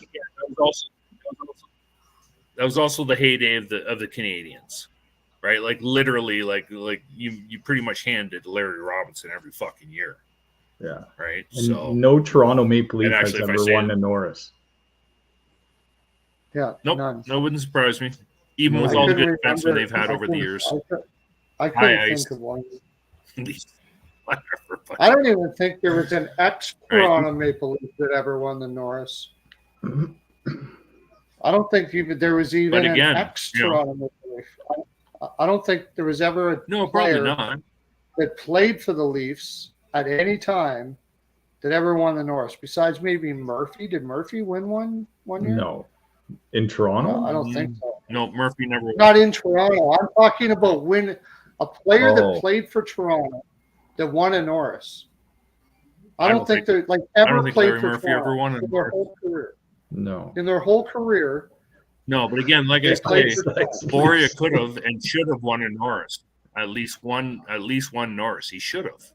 Because he was a really good defenseman. But back then in the 70s, if you didn't make the playoffs, you didn't win an award. Like, that's just the way it was. Yeah. Doesn't make it right, doesn't make it wrong. It's just the way it is, right? If he was playing for Philly or something like that, he probably would have won one or two. Yeah, right? I mean, it's like don't forget, from 70 to 80, same thing, right? Mm-hmm. That's the thing. Also exactly. That is Lidstrom won the Norris 7 times, which is crazy. But he was a really good defenseman too, right? I hated seeing Detroit come to town. I just did. But like, dude, through the 70s, you had Orr at the end of his run, but Orr won 70 and 71, I think. I think that's right. And then you had, like I say, you had Robinson coming out. You had fucking who was his partner in Montreal, and then you had Potvin coming up in New York Islanders, right? Like there was a lot of good defensemen. It's just the Leafs didn't go far enough to give Borja that chance. But should he have won one? Oh shit, yes. I'm telling you, man, for a European player, you go back and watch some of the tape you can find. He played the fucking game hard as anybody, and he played good. Like that was the thing, right? Like, yeah, the Leafs had some really bad teams those years, but from 74 to 77, when they had Sittler, Palmatier, Borja, they had fucking Lanny, fucking Turnbull. Like there were some good players on those teams, man. That was a good couple of years, man. Just never materialized in the 70s, which is unfortunate, but it is what it is. So yeah. Then you got anyway, boys, I'm done tonight. All right, buddy. Yeah, All then right. you got Beard's favorite capital, Rod Langway, winning the Norris in the early 80s for a couple of years in a row. Right? Yeah. Right, and that's the other thing, right? Come the 80s, and then it was a whole different crop. He was too old by that time, right? And like you say, like Langway was showing up. Then you had Edmonton coming of age, right? Then you also had Potvin was now established because they had their 4-year run of cups, right? Like there was, it was just a numbers game back then. It really was. Yeah. Paul Coffey. Doug Harvey, Doug Harvey won the Norris 7 times. There's an old name. Good poll occupancy. So anyway, 2-0. Hopefully Flames lose. Go Flames. Okay, buddy. We'll talk to you later, boys. All right, man. All right. Yeah. Take care. Where am I here? There we are.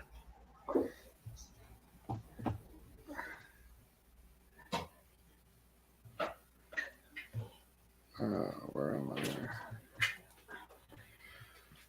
Holy smokes, we got 28 people watching this shit. Oh, nice. How you doing? Somebody on, man. Who else wants to come on? Come on, shoot the shit about anybody tell wanna Isaacs to come on. Occupancy, he's not in class. It's like fucking midnight Eastern. We're having a party. We stink, Isaacs. Oh man. Isaacs is an Islanders. Isn't he an Islanders fan? No, Devils fan. Is he? He's from New Jersey and he's an Islands fan or something like that. Who, Isaacs? Isaacs, he lives in New Jersey. He likes the plus money. That's what he likes. That's what he likes, yeah. Whoever's going to be plus money. Was it Lean Vegas? I don't know. Something feels fishy about that game for me. But, I mean, Vegas definitely has more to play for. That's for sure. They really got to win that game. So I would lean Vegas. But... Oh, yeah. He's a Bruins fan. Yeah. That's right. Yeah. So recapping tomorrow, I think you're not going to make any money on Carolina. Put a little sprinkler on the Blues because Carolina's got a couple layups to end the year. The Blues, this is their fighting chance at home to have any breathing room. And then I think Nashville and Chicago play them on the puck line. Even regulation's not paying. Edmonton's not going to lay up against Coyotes. And then I think Anaheim at home, their last home game of the year, they're going to want to come out with their crowd and just finish off strong at home. And then the Golden Knights Wild is going to be a little bit of a tricky one because Marc-Andre Fleury's also confirmed. But it was 2-1 in Minnesota, Vegas last time these two teams played. But it was, I think, Gustafsson that started that game against Logan Thompson, I think. So it was low scoring back in Mini last time. But it's hard to take Vegas at a huge price like that either. So the game's sitting at a 5.5. So they're probably anticipating a bit of a lower scoring game. Oh. I'm going to throw something in the chat here. Yeah, and Isaacs is a Boston fan, so Boston, Toronto in the first round, me and Isaacs can't talk. Or we yell. Yeah. I'm going to send a link in the chat. You can get my early leans here. It's Tony's Picks. It's a guy that I sell my picks through. But I do it every night. Be careful though. It's not necessarily what my picks end up being. Although I think I should do it more exactly what I do the night before because I end up waffling and I lose. But yeah, check that link out, and I'll be doing one later on tonight. And I give all my picks there too. So usually after the show, so Rico and I can come up with, so I can talk to Rico and bounce it off of him, what each play is going to be. In the playoffs, I'm a different breed of annoying. That's what he said. I said that.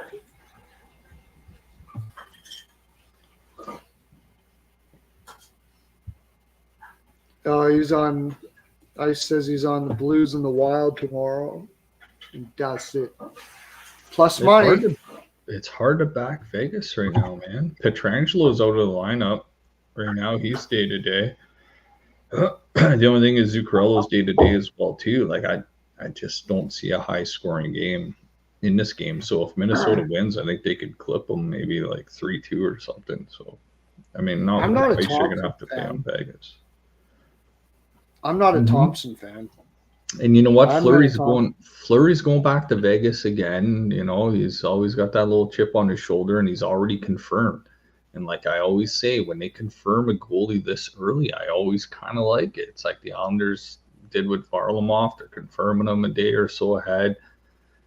I keep saying it on this show. Look out for early goalie confirmations on teams. Just means that just everything's set in stone. Their game plan, the game sheet's ready, and everything. Everybody knows that they're in and out of the lineup, ready for the game. So, yeah, I don't mind nice access. I would especially like it if we knew that Fleury was.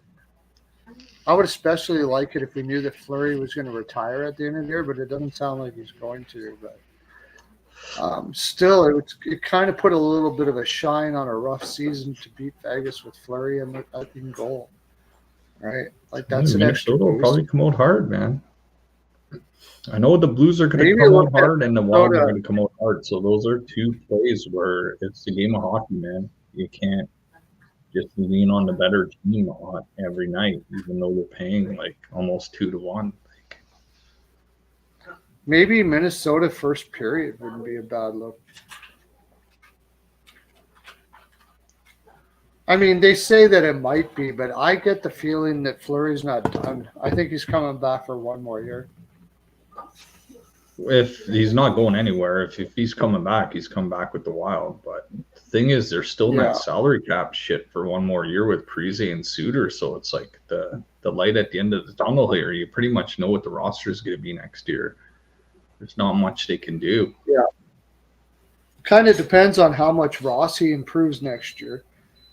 I mean, he had his first solid year this year. Well, that, and if Spurgeon's able to come back to life somehow and be healthy again, and I know they missed Eriksson Ek for a while.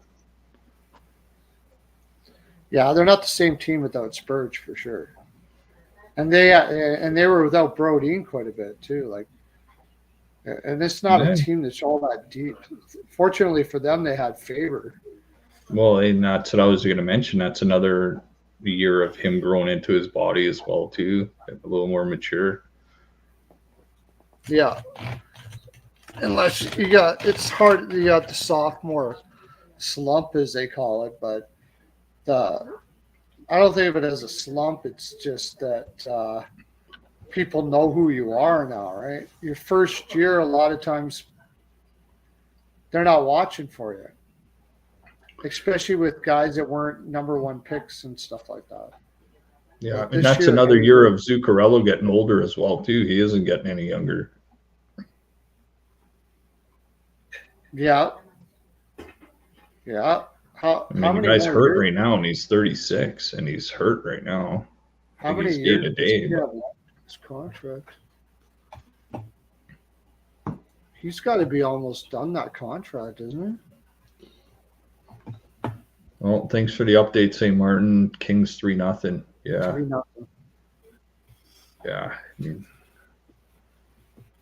yeah, I was all over the Kings. Oh, Akil Thomas. Ian said it on the show too. Even though he's on the fourth line, he's still getting goals. And you would have got him at a really good price to score a goal tonight. Oh, yeah. Yeah, he's fought his way up in the AHL. He's got his chance here now. Looks like he's taking advantage of it for sure. I'm gonna have to put it on mute for a second here.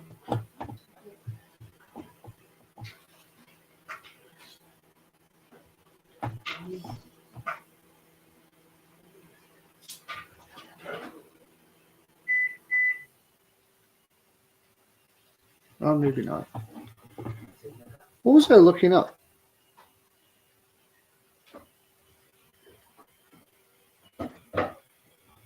Shit, I was just looking something up and I can't remember what it was.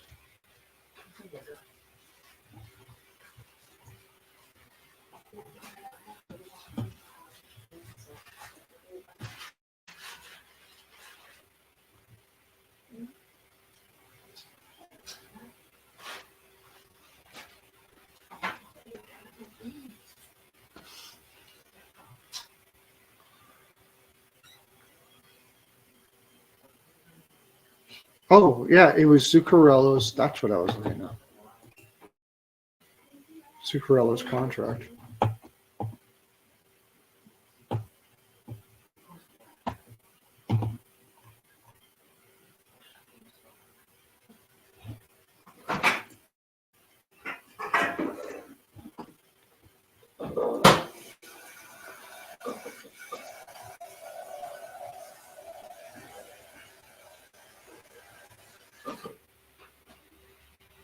$2026. So he's got 2 more years.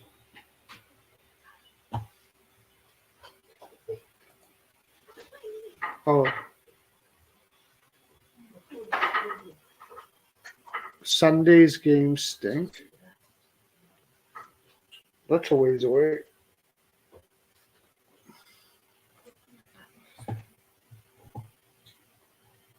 He says you look like Zuccarello. Yeah, how much longer you want to keep the stream going, or buds? No, we should probably head out here now. Yeah, it's 12 Getting up o'clock. there. So I was looking at Zuccarello, and he's still paid $6 million until 2026. Rico, he looked kind of like Zuccarello.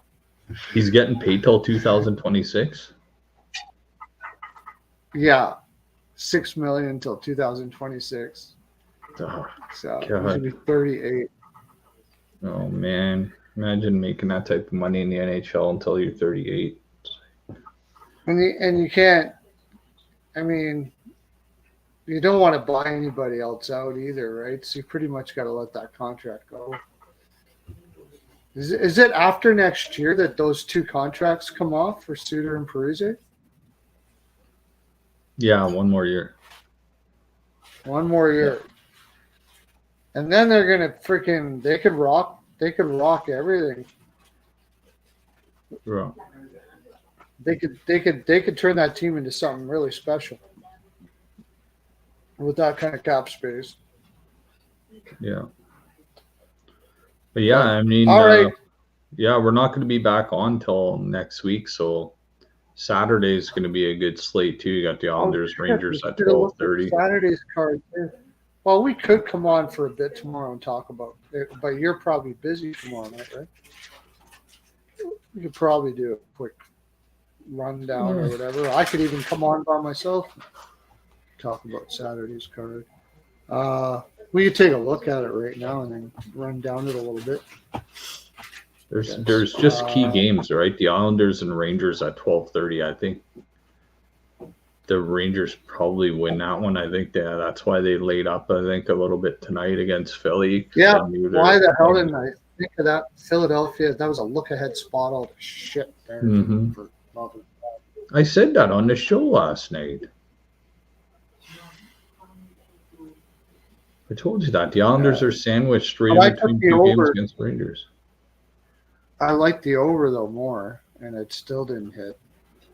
Yeah. The over didn't hit either. Sorokin, Shesterkin, 12:30. It's going to be a tight Rangers win, I think. It's not going to be a run-and-gun game, I don't believe.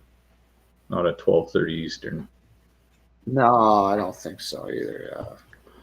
Winnipeg, that's Colorado not- at 4:00 is going to be an interesting one, though, because those two teams are basically playing for home ice advantage in the Central right now because they're going to be facing each other in the playoffs. That's going to be a big one. That is going to be a big game. Colorado just got some rest. Yeah, I kind of like Colorado at home, but you're going to have Hellebuck back in net against Gorgia.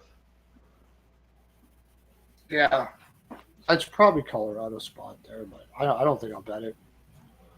Yeah. I maybe an under. Again, like that. Now we're talking playoff type atmosphere and stuff like that. Yeah, you're going to start seeing like some more 5.5s or 6s here for the last couple games of the year. I mean, the other games like Seattle, Dallas, not a huge implication. Buffalo, Florida, I mean, not huge either way. New Jersey's playing the Flyers, but New Jersey's eliminated and really needs a win. Tampa, Washington. Yeah. Yeah, I think so too. Philly's still in, so Tampa at Washington. Oh, Washington needs that something fierce. Wow, yeah. You can't. They couldn't lose to Buffalo in that spot today. Like that's just a game you gotta have. I know. And I'd say Washington's pretty much done, except for they're not really done because they're still very, very in reach of a playoff spot. But it's Tampa coming into town, I think. It's going to be at home for Washington against Tampa. Yeah. Yeah. I mean, can you keep on riding with Lindgren? Like, they just rode the freaking legs off of this dude this year. But I guess you have no choice, and that would be my biggest concern. Like, Night, St. Martin. Today. Thanks for tuning in, buddy. Yeah, see you later, Martin. Thanks for coming in. Yeah. I don't know if you can keep riding with I have no choice, I suppose, but I guess what I'm trying to say, I'm just concerned with how much they're playing Lindgren. He's not a big goaltender. And that